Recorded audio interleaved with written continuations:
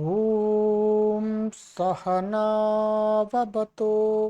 सहनौ भुनक्तु सह वीर्यं करवावहै तेजस्विनावधीतमस्तु मा विद्विषावहै।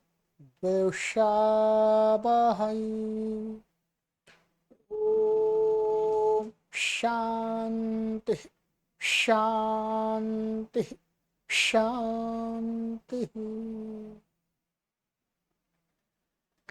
सर्वेभ्यो नमः। देववाणी संस्कृतं यूट्यूब चलदृश्यं प्रति भवतां भवतीनां च हार्दं स्वागतम्। मित्रों, अष्टाध्यायी भाष्य प्रथमावृत्ति पाणिनीय प्राचीन व्याकरणं प्रथमोऽध्यायः प्रथमः पादः कक्षा संख्या 37तमी 37वीं कक्षा को आज पढ़ेंगे। 36 कक्षाएं आपको हमने पढ़ा दी। सभी कक्षाओं के लिए प्लेलिस्ट बना दी गई हैं और आप सभी पाठक चैनल को सब्सक्राइब करके चैनल की प्लेलिस्ट में सभी कक्षाओं को क्रमानुसार पढ़ सकते हैं कभी भी। ये ऑनलाइन निःशुल्क है, ठीक है। चलिएगा, तो गत कक्षा में मैंने आपको सूत्र पढ़ाया था, ना धातु लोप आर्ध धातु के, यही पढ़ाया था और इसकी एक सिद्धि भी कराई थी आपको मैंने, ठीक है, लोलुबा। फिर दोबारा इस सूत्र का एक बार अर्थ आवृत्ति कर लेते हैं। अर्थ की ये सूत्र कहता है कि यस्मिन् आर्ध धातु के धातोर अवयवस्य लोपो भवति तस्मिन्नेव आर्ध धातु के इकः स्थाने ये गुण वृद्धि प्राप्नुतस्तेन भवतः। ऐसा आर्ध धातु प्रत्यय जिसको निमित्त मान करके धातु के किसी भाग किसी वर्ण का लोप हुआ है और उसी आर्ध धातु को मान करके बाद में उसी धातु में जो इक है उसको गुण प्राप्त हो रहा है, तो कहते हैं ऐसा गुण और वृद्धि प्राप्त होते हैं, वो नहीं हो गए। सीधा सा अर्थ है। उसका उदाहरण मैंने आपको समझाया था, लोलुबह। लोलुबह माने बार बार काटने वाला, ये अर्थ आ गया था, ठीक है। तो इसमें आपको हमने समझाया था कि कैसे धातु के अवयव का लोप हुआ, आर्ध धातु को मान करके उसी आर्ध धातु के परे रहते धातु के इक को गुण प्राप्त हो रहा था, तो उसका निषेध कर दिया। इसी प्रकार से एक दूसरा उदाहरण है आगे इसमें, पोपुवाह। क्या है बोलो? पोपुवाह। पोपुवाह का अर्थ है बार बार पवित्र करने वाला। पुंग धातु है, ठीक है। सारे कार्य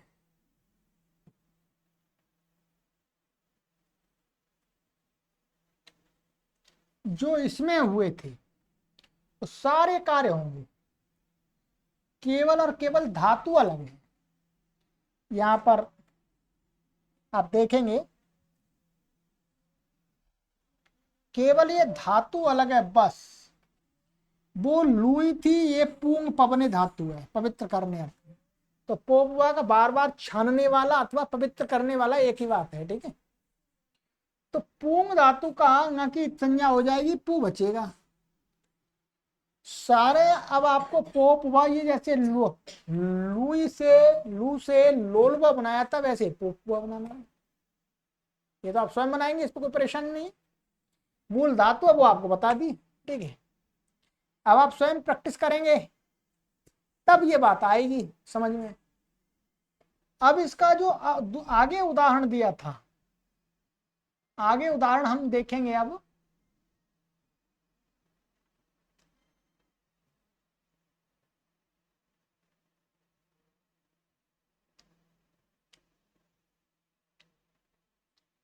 आगे का उदाहरण है हमारा मरी मृजा सरीसृप।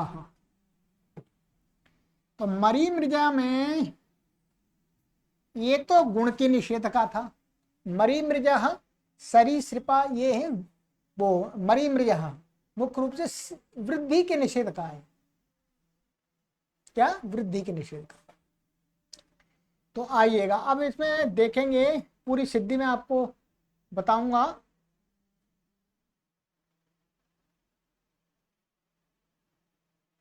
पिछली सिद्धि आपको ये याद करनी पड़ेगी, तब आप आगे की सिद्धि कर पाएंगे। ठीक है, ये ध्यान रखेंगे।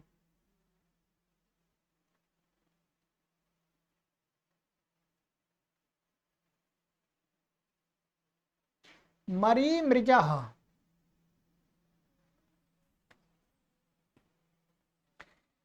बार बार शोधन करने वाला, बार बार शोधन करने वाले को क्या बोलते हैं? मरी मृजा। तो कहते हैं मृजूष शुद्ध धातु है ये। क्या है? मृजूष शुद्ध। इसमें श की इत संज्ञा हो जाती है हलंत्यम तस्लोपाह अदर्शनम लोप। ऊ, इसकी भी इत संज्ञा हो जाती है उपदेशे जनुनासिक इत तस्य लोपाह अदर्शनम लोपाह। ठीक है। अब कहते हैं यहाँ पर पूर्ववत ही सब सूत्र लगकर यंग का लुक एवं अच प्रत्यय हुआ। ध्यान दें, जैसे हमने लुई धातु से यंग प्रत्यय लाए थे, अच लाए थे, यंग का लुक किया था, वो सारे काम कर लेने हैं और द्वित आदि सब कुछ कर लेंगे। ठीक है। मानिएगा ये धातु थी मृज, यहाँ यंग प्रत्यय आ गया था आपका। ठीक है। सूत्र है धातु रे काचो अलादे क्रिया संव्यारे यंग धातु आदि इत्यादि। ठीक है। भूपादय धातु सब कुछ वो सूत्र लगेंगे सारे। ये आ गया यंग। अब यहां पर क्या हो गया था? एकाचो द्वे प्रथमस्य सन यंगो हो से द्वित्व आदि होकर के क्या हो गया था? मृज मृज ऐसा हो गया था। यहां पर द्वित्व किसका होगा? ऐसा होगा मृज और मृजा। या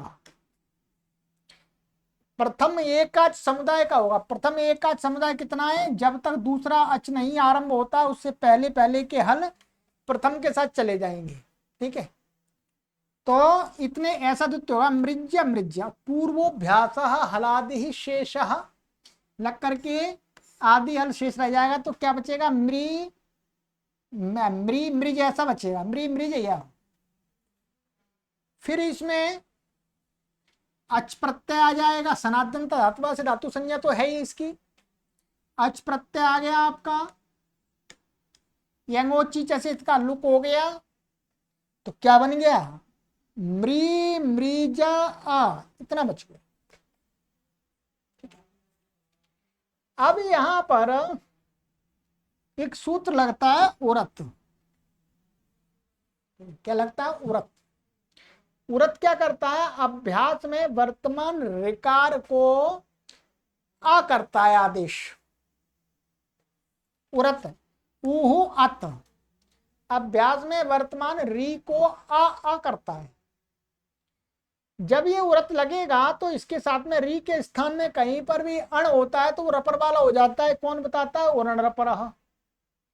जब अभ्यास के इस री को अ होने लगा, री को आ, तो उरण रपरा ने कहा यदि री के स्थान पर अण हो रहा है तो उसके पीछे र जुड़ जाएगा। तो ये अण है, आ रहा है अण में, तो क्या हो जाएगा? अर आदेश हो जाएगा। ठीक है। तो क्या हो गया? ये ऐसा होगा मर मृज आ। अब यहां पर फिर दोबारा हलादि शेष है। ये पहले एक बार लगा था, फिर दोबारा लगेगा। अभ्यास में वर्तमान आदि हल शेष रहेगा। ये जो रा है वो हट गया, हल्का लोप हो गया। तो क्या बचा? मां मृजा आ, ऐसा बचा। ठीक है। अब यहां पर एक सूत्र लगेगा रीक ऋदुपधस्य च। ठीक है, पहले मैं आपको इसका भी अर्थ दिखा देता हूं, इसका भी दिखा देता हूं, उरत का भी दिखा देता हूं। ठीक है,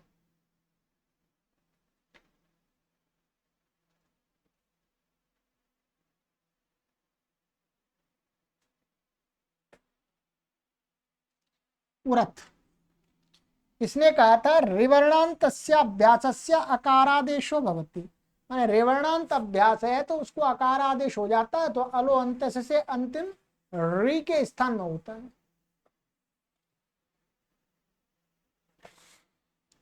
तो ये हो गया था। ठीक है, अब इसके आगे वहीं पर सूत्र है अभ्यास के अधिकार में रीकृदुपधस्य च 7490 देख लीजिएगा। अर्थ ऋकारोपधस्यांगस्य योऽभ्यासस्तस्य रीगागमो भवति यङि यङ लुकी च परतः। ये कहते हैं ऋकार उपधा, माने देखिए ऋकारोपधस्य अंगस्य, ऐसा अंग जिसकी उपधा में री है, उस अंग के अभ्यास, उस अंग का जो अभ्यास, उस अभ्यास को रीक आगम हो जाता है। क्या हो जाता है? रीक आगम। यंग माने यंग प्रत्यय के पर रहते, अथवा यंग लुकीच, अथवा यंग का लुक हो गया है तो भी रीक आगम हो जाए। अब देखिएगा, अब ये हुआ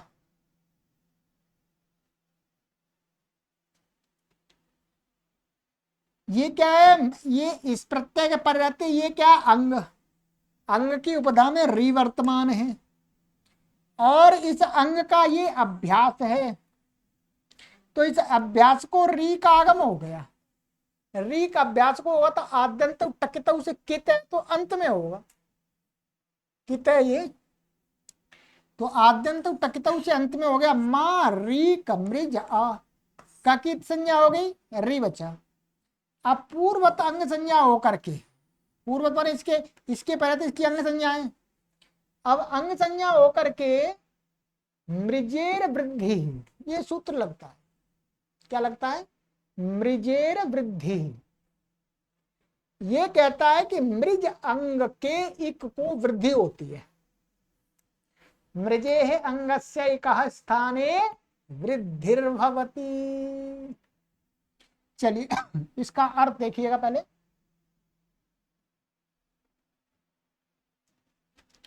सात दो 114, मृजी रंगस्य एकः स्थाने वृद्धिर्भवति। मृज अंग के इक के स्थान में, ये इक के स्थान में कह रहे हैं, और ये कहां से एको गुण वृद्धि यहां पर आ गया, वृद्धि होती है। अब यहां पर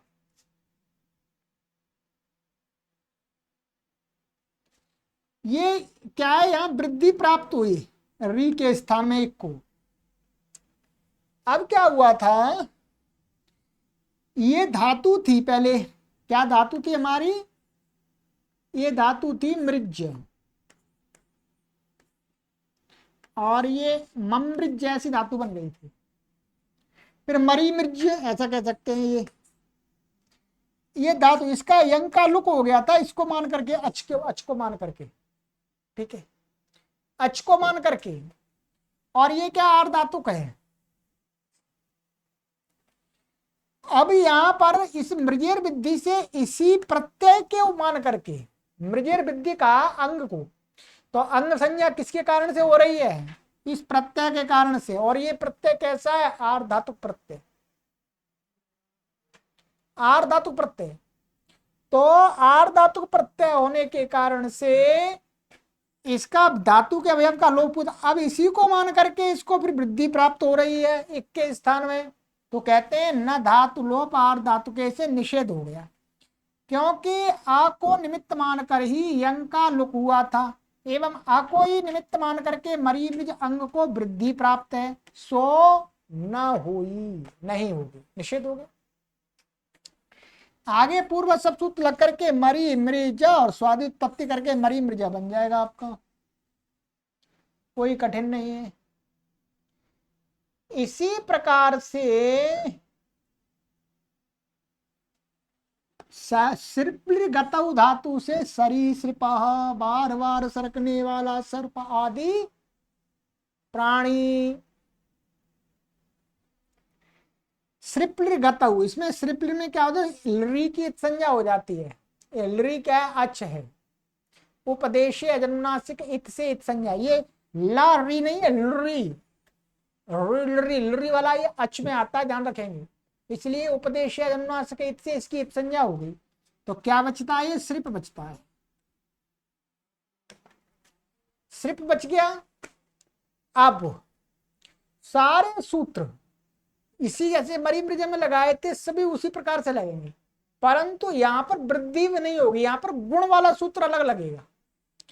मृजेर वृद्धि के स्थान में यहां पर सूत्र लगेगा, जब सरी सिर्फ ऐसा बना लेंगे तो इस अवस्था में पुगंत लघु पदस्य च, क्या आर धातु अथवा सार धातु प्रत्यय के पर रहते लघु उपध अंग को, माने लघु उपदा अंग के इक को वृद्धि होती है, तो ये लघु उपदा इक है, री इसको गुण प्राप्त होता है इससे। अब ये वही बात यहां पर आ जाएगी, क्योंकि इसको अ को मान करके, अच को मान करके इसकी धातु का अवयव का या का लोप हुआ था, और उसी को मान कर गुण हो रहा है एक के स्थान में, तो कहा निषेध हो गया, नहीं होगा गुण। तो ऐसा ही रहेगा, सारी श्रीपा ऐसा रहा, ठीक है। तो सरी श्रीपा ये बन गया आपका, उसका पूर्व निषेध हो जाएगा। तो ये आपका सूत्र कम पूर्ण हो गया। ये सूत्र आपको विशेष रूप से ध्यान रखना है, क्योंकि भूल जाते हैं कभी कभी, हम सोचते हैं इसमें निषेध कैसे हो गया, ये कित भी नहीं है, गित भी नहीं है, नित भी नहीं है, तो निषेध कैसे हो गया। तो आर न, ये सूत्र क्या करता है आपका,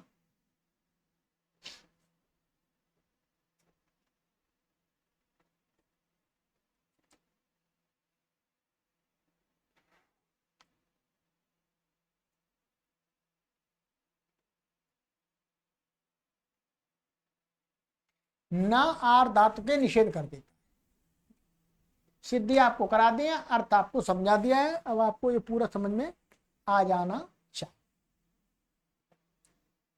अब आगे हमारा सूत्र है किंगति च, ठीक है।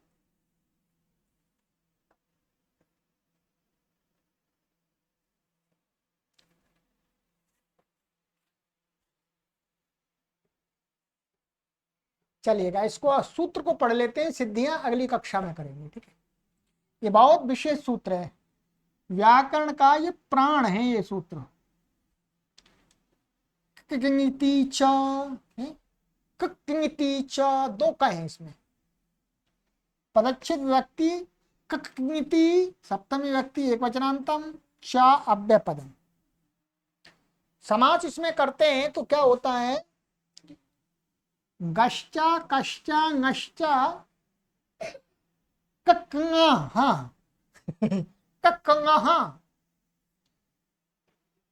कक्ंगा इतो यस्य सा कक्ंगित तस्मिन् कक्ंगिति, दो बार उच्चारण कर लेना है, कठिनाई तो होगी। कक्ंगिति कक्ंगिति कक्ंगिति कक्ंगिति, ठीक है। द्वंद्व गर्भो बहुव्रीहि, पहले का और गा जिनका द्वंद्व हो गया ये, फिर ये इत हैं जिसकी, माने इनकी इत संज्ञा होती है जिसमें, वो अन्य पदार्थ क्या हो गया, कक्ंगित कक्ंगित। अब यहां पर आपको ये समझ लेना है कि जब हम देख रहे हैं ये वास्तव में, ये पहले वाला जो का है ये वास्तव में क्या है, ग है, ग क्या है, ग। इसलिए पदच्छेद किया तो गश्च किया हमने, इनमें आकार उच्चारण के लिए हमने लगा लिया है, ध्यान रखेंगे। इनमें आकार है नहीं वास्तव में, पर यहाँ हम उसका विग्रह कर रहे हैं, तोड़ रहे हैं, समास को दिखा रहे हैं, तो उच्चारण के लिए गुरुजी ने इसमें आकार लगा दिया है, लगाते हैं, ये प्रक्रिया है। तो वस्तुतः ये ग था, ग और क तो इस ग को क के परे रहते क्या हो गया, क हो गया है। ये तो संधि आपको पता है? संधि पता है? खरीच, खरीच से इसको क्या हो गया, चर हो गया है। ग को उसी के वर्ग का प्रथम अक्षर हो गया है, आगे क है इसलिए। ठीक है, तो खरीच से कक्निति बन गया, कक्निति। ये मैं सूत्र आपको लिख देता हूं, ठीक है। खरीच, इससे संधि हो जाती है इसमें, इसलिए ये दो का हो गए, वास्तव में ये ग है। अर्थ करेंगे तो ग सही करेंगे। इसमें ऊपर से अनुवृत्ति आ रही है, इको गुण वृद्धि और न की अनुवृत्ति आ रही है। ठीक है, अर्थात ये निषेध करने वाला सूत्र है, निषेध सूत्र। आइएगा अर्थ, गित कित नित निमित्त के इकः स्थाने ये गुण वृद्धि प्राप्नुतस्ते न भवतः। ठीक है, गित प्रत्यय माने ऐसा प्रत्यय जिसके ग की संज्ञा हुई हो, कित अर्थात जिसके क की संज्ञा हुई हो, नित जिसकी न की संज्ञा हुई हो, ऐसे प्रत्यय को निमित्त मान करके, चाहे वो सार्वधातुक हो चाहे आर्धातुक हो, यहां पर आर्धातुक सार्वधातुक की कोई वो नहीं है। ठीक है, इक के स्थान में जो गुण वृद्धि प्राप्त होते हैं, ते न भवतः, ते माने गुण वृद्धि, ध्यान रखेंगे। ये गुण वृद्धि शब्द क्या है, समस्त पद स्त्रीलिंग बन गया है, इसलिए यहां पर ये ते, साते स्त्रीलिंग का है। आप ये मत सोचिएगा कि सातौते बहुवचन में आ गया, नहीं, ये द्विवचन का है। ये वृद्धि स्त्रीलिंग हो गया द्विवचन में, तो इसलिए यहां पर ते गुण वृद्धि न भवता, वो नहीं होते। यदि गित प्रत्यय को मान करके कहीं पर गुण या वृद्धि प्राप्त है तो निषेध हो जाता है किंगतीचे से। गित प्रत्यय को कित प्रत्यय को मान करके गुण वृद्धि कहीं प्राप्त है, निषेध हो जाएगा। और नित प्रत्यय को मान करके गुण वृद्धि प्राप्त है, निषेध हो जाएगा। कई बार हमने दिखा भी दिया है, नित का दिखा दिया है आपको, कित का भी दिखाया है, गित का नहीं दिखाया, गित का देख लेंगे। अब इसके उदाहरण आप एक बार देख लीजिएगा, उदाहरण की सिद्धि हम आपको अगली कक्षा से कराएंगे। गित, गित का जिष्णु हो भूष्णु हो, ये गित के हैं, यहां पर गुण नहीं हुआ। कित का चिता चितवान, स्तुता स्तुतवान, कृता कृतवान, मृष्टा मृष्टवान, ये कित को मान करके गुण वृद्धि के निषेध के हैं। नित के चिनुता सुनुता, चिन्वंती सुनवंती, मृजंती, ये हैं नित के। ठीक है, अच्छी प्रकार से स्मरण कर लीजिएगा इस सूत्र के अर्थ को। अब इस पर यहां पर गुरुजी ने टिप्पणी दी है, टिप्पणी को समझ लीजिएगा। ठीक है, यहां किंगति में निमित्त सप्तमी है और ये नंबर 1 लिखा है। ठीक है, पहले भी हमने थोड़ा बताया है, समझ लीजिए। कहते हैं गुरुजी ने यहां पर लिखा हुआ है स्पष्ट एकदम, सप्तमी 3 प्रकार की होती है, माने सप्तमी विभक्ति के 3 अर्थ हम निकाल सकते हैं। एक पहले होती है पर सप्तमी, परे होने पर। व्याकरण में जिस शब्द में हमने शब्द सप्तमी लगा दी तो उसका यह भी अर्थ हो सकता है उस शब्द के परे माने बाद में रहने पर, एक तो यह अर्थ निकल सकता है। दूसरा अर्थ निकलता है विषय सप्तमी, अर्थात विषय में जो भी शब्द हम कह रहे हैं उसका जो अर्थ है उसमें सप्तमी लगी हो, तो इस शब्द के अर्थ के विषय में ऐसा भी संबंध लग सकता है। और तीसरी है निमित्त सप्तमी, निमित्त का अर्थ निमित्त मानकर, माने निमित्त मानकर, माने इसको निमित्त मानकर। ठीक है, परे है और उससे कोई लेना नहीं है, पर निमित्त तो नहीं होना चाहिए, तो निमित्त होनी चाहिए। सो यहां निमित्त सप्तमी है, अर्थात जो किंगति सूत्र है इसमें सप्तमी लगी है वो निमित्त सप्तमी है, इसलिए कहा निमित्त। अर्थात गित कित नित को निमित्त मानकर ऐसा अर्थ समझना चाहिए। ये नहीं समझना चाहिए कि गित गित प्रत्यय के परे रहते, प्राय करके लगता है पर कहीं पर थोड़ा सा कठिनाई आती है। निमित्त मान करके करते हैं पर कोई कठिनाई नहीं है। कित गित के विषय में ये तो गलत है, ऐसा नहीं माना जाता, ठीक है, गलत दोष आ जाएगा। तो यहां पर जो कक्ति में सप्तमी है, सप्तमी का हमें क्या अर्थ लेना है, निमित्त। गित निमित्तक, कित निमित्तक, गित निमित्तक, जो इक के स्थान में गुण बुद्धि, ऐसा अर्थ करना, उनका निषेध किया, ठीक है। तो चलिएगा, बस मैं आज आपको इतना ही कराऊंगा, अधिक नहीं कराऊंगा, ठीक है।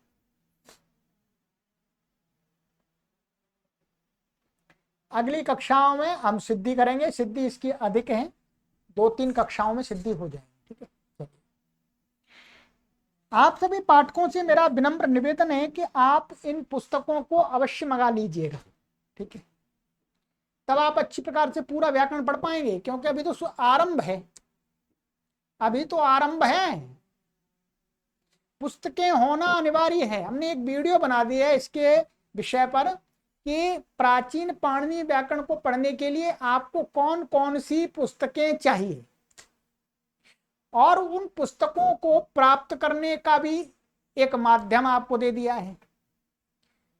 पुस्तक प्राप्त करने के लिए भी लिंक दिया गया है इस वीडियो के डिस्क्रिप्शन में, और उस वीडियो का भी लिंक मैंने डाल दिया है यहाँ पर डिस्क्रिप्शन में, जिसमें सभी पुस्तकें बताई गई हैं कि आपको पाणिनीय प्राचीन व्याकरण को पढ़ने के लिए कौन कौन सी पुस्तकों की आवश्यकता होगी, ठीक है।